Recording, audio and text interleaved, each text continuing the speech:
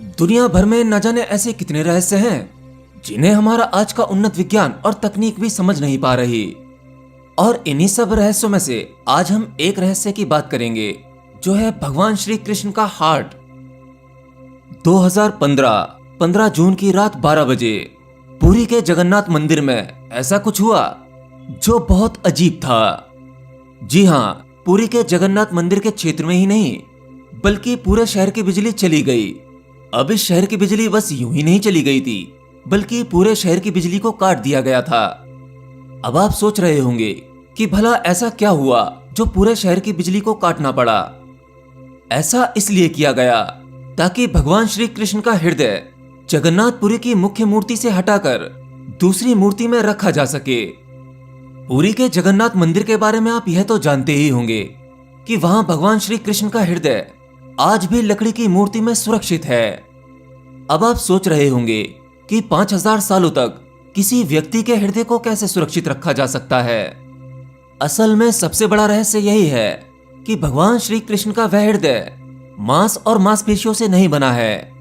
वह कुछ एक प्रकार की डिवाइस जैसा है, एक उपकरण। और श्री कृष्ण के इस हृदय के बारे में लोगों की मान्यता है कि यह ऊर्जा उत्पन्न कर सकता है। अगर भगवान श्री कृष्ण का यह हृदय प्रकाश के संपर्क में आता है तो यह कंपन करना शुरू कर देता है। अब यह प्रकाश केवल सूर्य का ही प्रकाश नहीं बल्कि किसी भी प्रकार की रोशनी में यह सक्रिय होने लगता है। और इसी वजह से 2015 की उस रात को जगन्नाथपुरी शहर की सारी बिजली को बंद कर दिया गया था, ताकि किसी भी प्रकार की रोशनी मंदिर के आसपास के क्षेत्र में ना आ सके। जब पुरानी मूर्ति को हटाकर वहां लकड़ी की नई मूर्ति को लाया जाता है और उसमें श्री कृष्ण के हृदय को रखा जाता है, तब उस समय जो व्यक्ति हृदय को उठाता है उसे अपने हाथों में मोटे दस्ताने पहनने पड़ते हैं ताकि हृदय से व्यक्ति की त्वचा स्पर्श ना हो।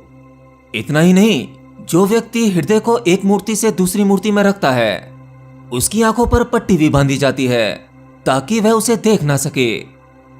बेशक इन बातों पर जल्दी से यकीन नहीं होता, परंतु यह सब कुछ उस ओर इशारा करता है कि हमारे प्राचीन समय में भी बहुत ही उन्नत तकनीक थी और भगवान श्री कृष्ण का यह हृदय उन्हीं सभी तकनीकों में से एक प्रमाण है।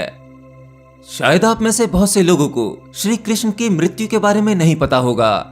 लगभग 5000 साल पहले एक जंगल में श्री कृष्ण भगवान विश्राम कर रहे थे।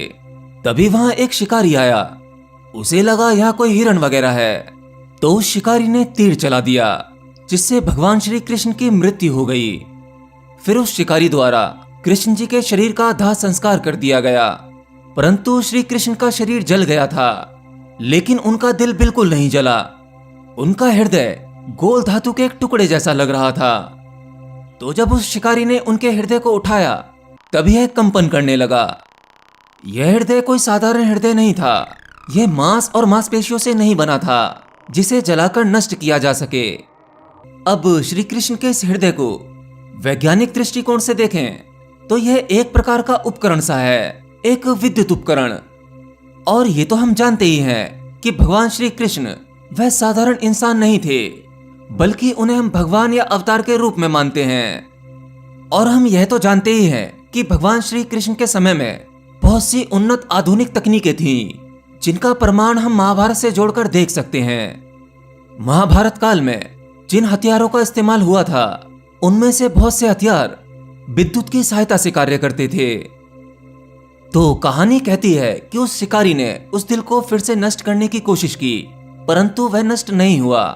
हारकर उस शिकारी ने उस हृदय को पानी में बहा दिया। फिर यह हृदय प्राचीन शहर पुरी में पहुंच गया। तो जब पुरी के राजा को पता लगा कि यह विशेष प्रकार की चीज कृष्ण का हृदय है, तब उन्होंने एक मूर्ति बनाने का फैसला किया और फिर इस दिल को मूर्ति के अंदर रख दिया गया। और इस मूर्ति को हम जगन्नाथ की मूर्ति के नाम से जानते हैं। अब भगवान श्री कृष्ण के इस हृदय को ब्रह्म पदार्थ या दिव्य पदार्थ कहा जाता है।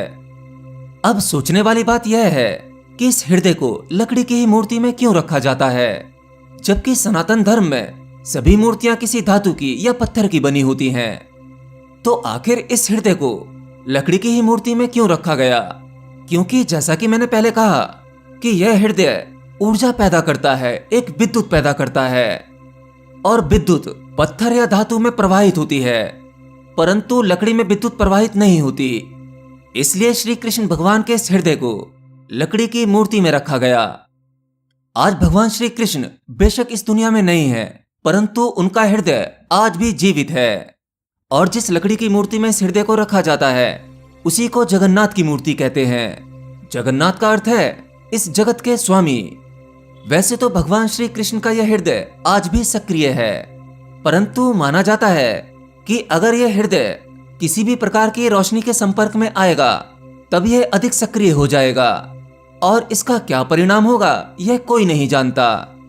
हृदय के सक्रिय होने का एक प्रमाण और मिलता है। जैसे शायद आप जानते होंगे कि पुरी के मंदिर के ऊपर से कोई भी पक्षी नहीं उड़ता, और उस क्षेत्र में कंपास भी काम नहीं करता, जिसकी वजह से मंदिर के ऊपर से किसी भी प्रकार का हवाई जहाज नहीं उड़ता। इसका मतलब साफ है कि जिस प्रकार मनुष्य का हृदय धड़कता रहता है, जब तक हृदय धड़क रहा है मनुष्य जीवित है, ऐसे ही भगवान श्री कृष्ण का यह हृदय सक्रिय है, कंपन करता रहता है, जिसके कारण इसमें से कुछ सूक्ष्म तरंगें निकलती हैं, और उन तरंगों को पशु पक्षी सेंस कर सकते हैं। परंतु मनुष्य की बुद्धि इतनी डेवलप नहीं है जो उन तरंगों को महसूस कर सके। और आप यह भी जानते होंगे कि ऐसी रहस्यमयी जगहों पर किसी भी प्रकार का रिसर्च करने की मनाही है, क्योंकि कुछ रहस्य को रहस्य ही रहने देना चाहिए। यह लोगों की आस्था से भी जुड़ा हुआ है, और क्या पता ऐसी चीजों पर रिसर्च करने के बाद, उसके साथ छेड़छाड़ करने के बाद हम कोई नई मुसीबत बुला लें। तो बस यही था पुरी के जगन्नाथ मंदिर में रखा श्री कृष्ण भगवान के हृदय का रहस्य, जो एक बड़ी सी लकड़ी की मूर्ति में है।